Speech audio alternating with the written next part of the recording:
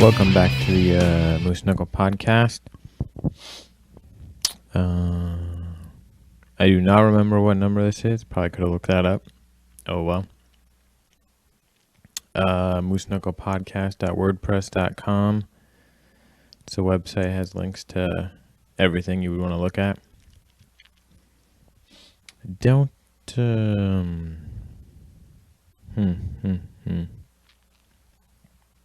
I thought of a few different things to talk about today. I haven't really been doing the greatest job of writing down ideas when I do remember them.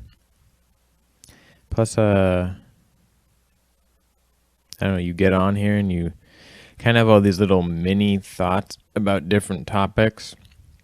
And you're like, oh, I'll just expand on them. Then you even forget those little things you were going to bring up. What's the point of that? Well, I've just been thinking about that lately and kind of didn't even want to record today.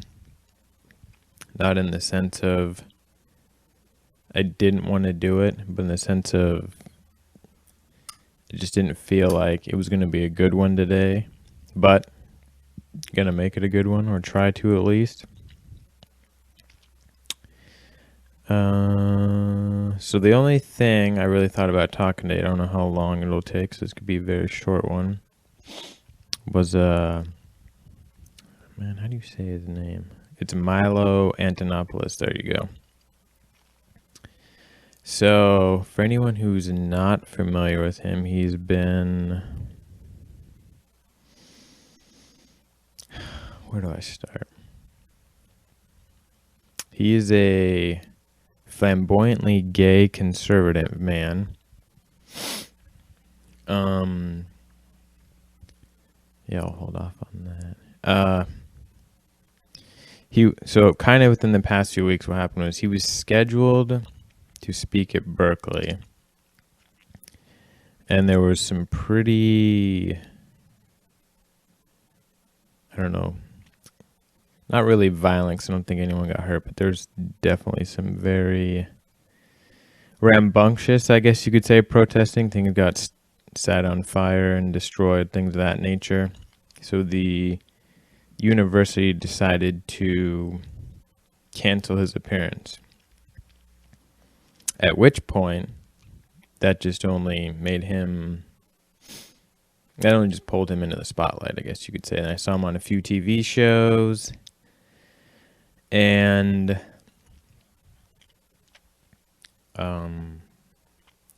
what is he?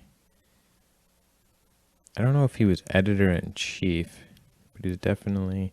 No, I think he was at Breitbart, and he ended up resigning from that position a few days ago amidst external pressures, I guess you could say. Now, I actually found out about him years ago. Is it years ago? At least a couple years ago now. He's, conservative, and he would clearly say things to troll in a way. He wasn't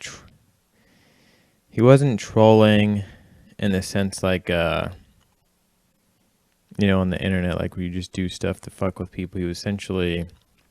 He did it in a way to goat people into arguments where he could make them look foolish, or at least attempt to. He actually did a pretty good job most of the time, and I think he was somewhat entertaining. So this is at least where I started seeing him. I started seeing his videos on YouTube, things of that nature. I don't know if he was like that beforehand, or if he kind of, a switch went off and he figured it out, and kind of that's how he got popularity. But either way, one could say he may be the most successful. Jeez, I cannot talk today. He's become very successful openly trolling people. Now, I think a couple things, well, what I'm going to say is, I guess, eventually this backfired on him. Since I forget who, he had a book that was coming out with somebody, they canceled it. And He also had to resign from Breitbart, like I said. But I think there's a kind of a twofold, how would I say this?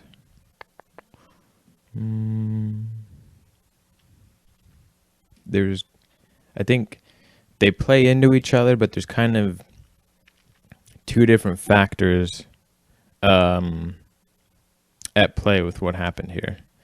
So one, like I said, he is like he would, I don't know if I ever saw him use the word troll, but he would openly admit he would just say things, to get the left upset, right? Well, we have political satire shows, I'm not really conservative, so I'm not sure of how many there are kind of on the right. I do know Steven, I want to say Crowder is his name. I've seen some of his videos, and he, was, although it's on YouTube podcast, I think you can compare it. It's kind of a right version of, say, like The Daily Show, or what the heck's that other one called? Last Week Tonight, where they try and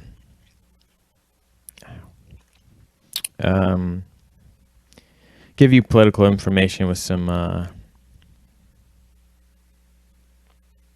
I'm just sucking today. Give you some information while being funny. So I think he was trying to do that. I think he was aware of it. He was at least amusing himself, as far as I could tell. So he kind of always, like if you looked up some of his old videos, it would say, "Oh, Milo destroys blah blah blah," right? And you're laughing, or people would say "ha ha," right? So obviously he's entertaining, not just presenting Jesus, I have no energy. Sorry, guys. He wasn't just presenting, like it didn't seem to me like he was trying to become a reporter, right? But he became editor-in-chief at Breitbart. Now, as far as I know about them, they consider themselves a legitimate news organization. I don't mean that like I'm bashing them. I mean legitimate in the sense that they aren't doing political satire. They're, an online version of a serious, news channel. So I think when you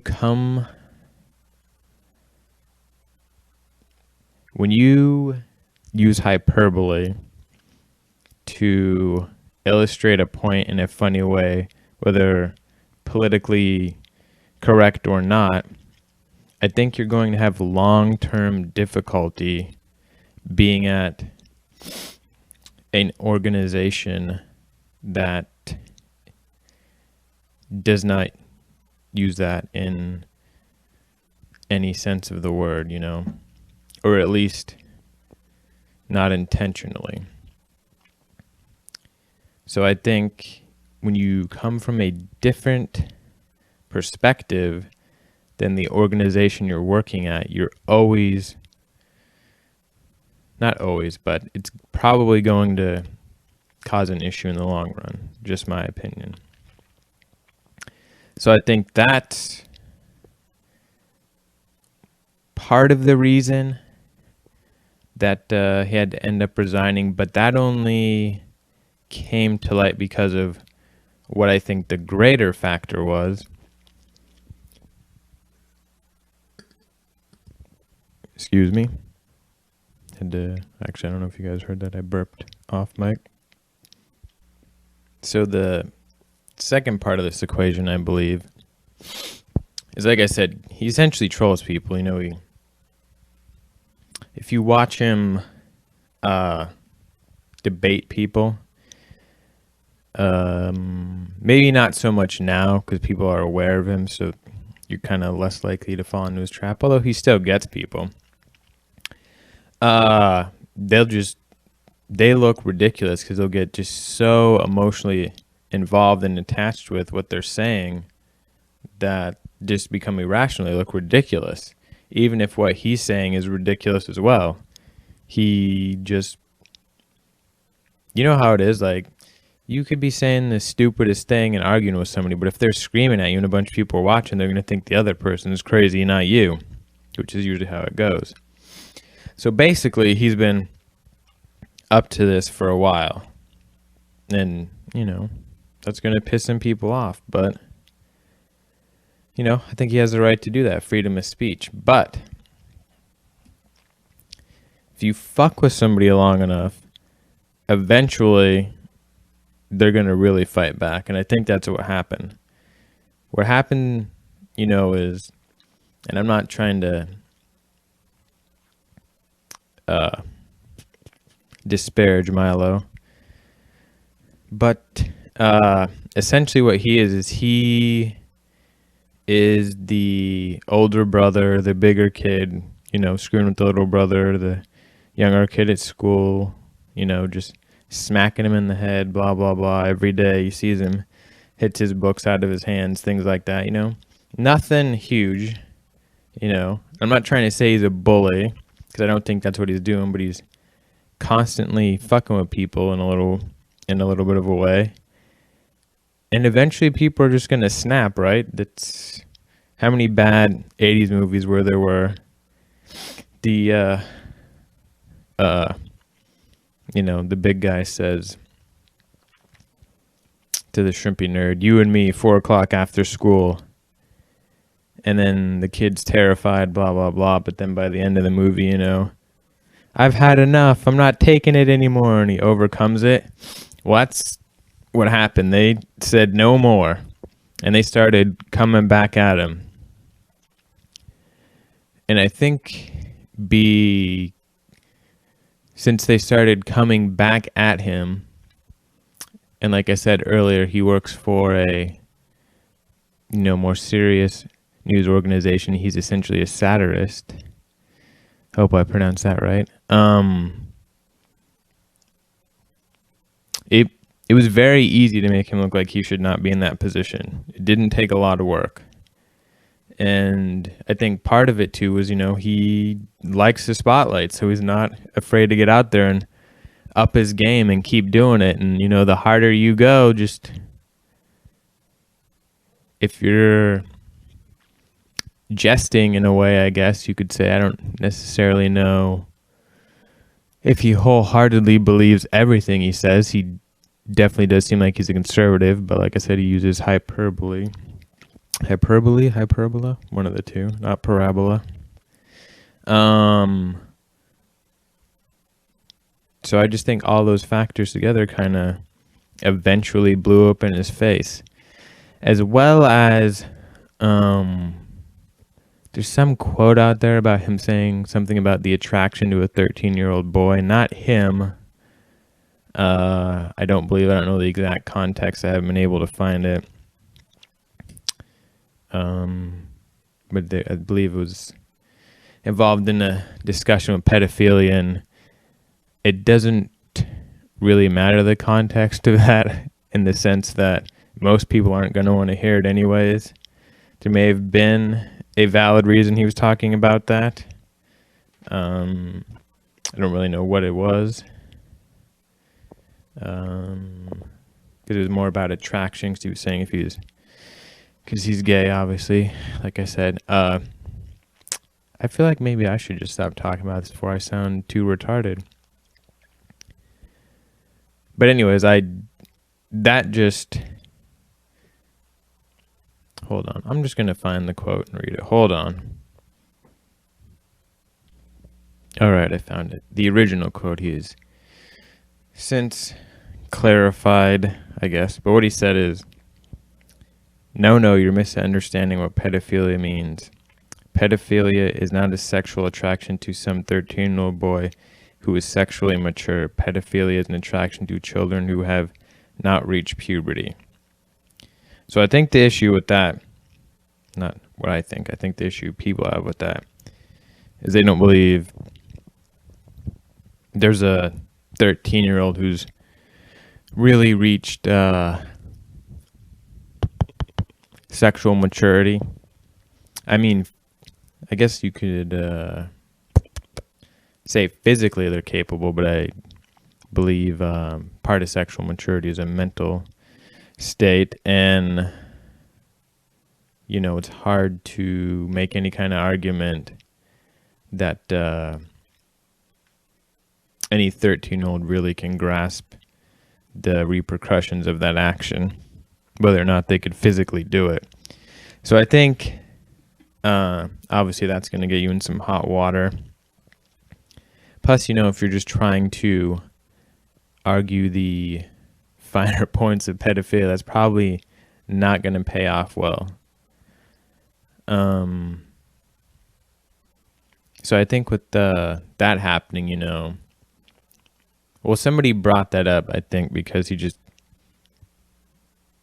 gave liberals too much shit, and one of them finally said fuck it and found something and went at him hard, and we'll see. That may be the end of that. I know that was a weird episode. Kind of felt low energy today, which is odd. Don't really have a reason to be low energy. I think you almost get used to a pace, because I have obviously school and work going on right now. But because of just some stuff that happened, how stuff lined up, I don't really have as much to do this weekend as I normally do. And I just been, I guess, running at such a high RPM that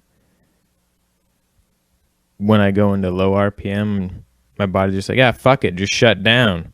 So just power down, getting ready for next week. So hopefully this was a interesting episode. I would not call this funny, really, but just kind of my take on it.